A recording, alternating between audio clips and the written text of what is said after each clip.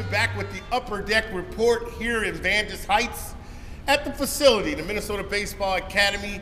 I'm here once again with John Anderson and Adam Barta. You almost forgot his name. Yeah, because, you know, I was thinking about the University of Minnesota's John Anderson. But anyway, we're here at the facility, a nice place that fellas is starting to come together. Give us a little update on what's going on around here. It's getting there, Al. It's getting there. We got to get our top half of our nets up. We're adding some lights. We're putting more batting cages in. We're going to put in some play mounds. Right. Oh, so that's really nice. So pitchers don't complain. So pitchers don't complain anymore about throwing off our synthetic mounds. So we're going to get 2 or 3 more mounds, a couple clay mounds, which Jesse Tallks, our facility manager, myself, are going to personally build. You're going to build them up? You got the measuring out there? Because I don't want you to be like some guys I've seen out training players that don't measure the 60 foot 6 inches. They just eyeball it. Pitchers, we don't cheat like you hitters do. Yes, exactly. We're going to do it right. We're going to have the best indoor clay mounds in Minnesota. Now, he's talking about the mounds, Johnny, and I know you're more of an offensive guy. Yeah, there's not going to be any mounds. There's not going to be any mounds. No. They're definitely removable, of course, right? Yeah, we got a shot back. As soon as that dirt comes in here, they're gone. Fellas, it's starting to develop really nice here. I know you've got players like Gaminsky coming here, professional players coming in, getting their workouts. You know, what's that like for you guys, being the owners of the business and getting it started?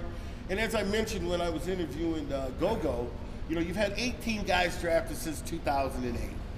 That's a pat on the back for you guys in this association, organization, as far as your ability to teach guys how to play. Yeah, well, first of all, twofold. It's awesome for John and myself to see somebody like Justin. Sure. We started teaching when he was 13 and wasn't the best baseball player on the team. Sure. Actually, the people who did the tryouts before us cut Justin Gaminsky from the team. Okay. When we took it over, Justin was on the team. Right. So it's nice. It's nice to see Justin, a kid who was 12, 13, work his way up through the ranks, graduate, go to college, get an education, get drafted, and then come back and knock on the door, sit on the couch, and say, "Hey, you know, just come in." Right. You know, the thing, say hi to the guys. The thing I've noticed about him, not to cut you off, Adam, and Johnny, just to bring you into this a little bit, is that he went on this last road trip with the Blizzard program. Mm-hmm. And I sat around and I listened to you and Johnny and you and Adam talk about how well he got along with the younger kids and his teaching abilities on that road trip. It's incredible. You know, usually when you get a guy that's just out of college or maybe in college, they're not so sure of their skills at teaching other people. Mm-hmm. And it's unbelievable. You see Justin come out and not skip a beat, just walk right in, grab a kid by the shoulder, and have that right demeanor. Right. To be able to, you know, have the kid trust him and actually teach him something without yelling at him. Now, fellas, here's a question I got for each of you. Give you both a chance to answer. You talk about Gogo coming in here as a 12, 13-year-old. Yep. We all know that their skill set is not there at that time. Can you talk about the maturation, not only of Gogo, but when you get kids in the program, maybe some starting blocks that we must approach when we first get that kid? You know, Gogo's a great example because you look at him, if he were a slab of meat, he was the prime rib. Sure. Without any salt and pepper. He was raw, boy, but he had all the physical traits of a big leaguer. Right. Tall, lean, really athletic, you know, had the right leadership what did you see? skills.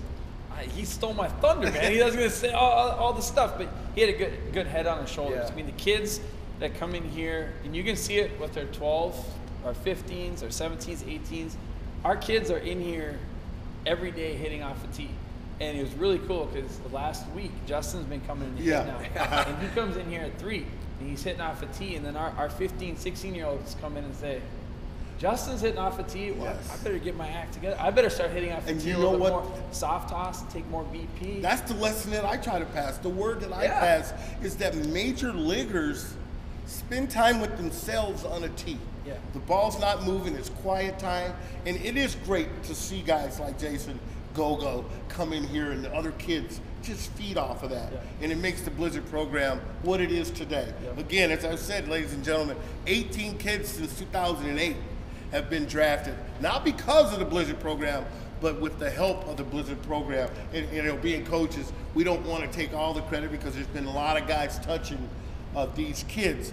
But this program is one that dwells on fundamentals of the game, education, kids going to school, getting their education, fundamentals of the game, and then as you guys call it, your top 10, the Blizzard top 10.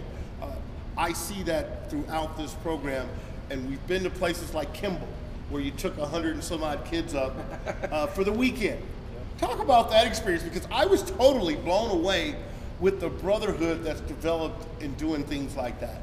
Well, the Kimball experience, the team bonding experience, is where we take all of our players up for sort of a guys' weekend, a baseball player. And I felt weekend. like that. This is a big old boys' weekend. And we're learning we're learning about baseball, but we're learning about what makes the program tick and what we hope makes each player tick. You know, so we go through our Blizzard Big Ten, starting with acceptance and responsibility. Very important. To become a better baseball player, you got to show up here at 2 p.m. or 3 p.m. when school's out and hit on your own. Sure. Control what you can control. You know, your attitude, your effort, and how you prepare. Loyalty. Kaizen, getting better in small increments every day. So we go 1 through 10, and we have team building activities throughout the whole weekend. It was awesome. Yeah, and unfortunately, Johnny, you didn't make it, but I filled in for you. I want to ask you this. Now, we talked about the trip in Kimball. Adam's covered that. Your responsibility here, you've got many hats that you wear, and I just want to commend you on that trip in Vegas. That was very well done. Did you have anything to do with that? Well, I'd like to say yes, but no. Well, you and I hung out quite a bit there with our teams. And one other note before we end this segment is we talk about trips like Vegas, talk about going to Kimball and doing the bonding. You and I spent a lot of time in Vegas with the older varsity team, and we were able to see quality players. Johnny, talk about the competition in tournaments like that where you're going up against California, schools from Arizona and Nevada. You know, it's really important for the guys in the program, and I know that Madison and Justin, who were on the team a couple years ago, both got drafted this year. They said back in the past, that's what made them feel like they belonged, going out on a national scale, going to Vegas, and we can compete with these guys from California, but seeing they're pretty darn good. Yeah. What do I have to do to be on the same level? Right. Okay, you know, Coach Newman's telling me I need to hit off a tee. That must be what he's doing, and having that. Building on their work ethic to try to level the playing field with everybody from the warm weather states. I think that's a huge deal for the kids, is just seeing what's out there. Oh, most definitely. I know, just in closing, I think about when I moved from Missouri to California, the mental anguish that I felt as an athlete that I didn't belong. But when you go out there and you see those guys and you put in your work, you realize if you put your work in, you can compete with anybody. This is Al Newman, John Anderson, Adam Barta here at the facility in Vantage Heights. We'll be back on the other side. We'll bring in a couple more coaches. But when we do, be prepared, because we're here to give you the greatest information that we can from the academy.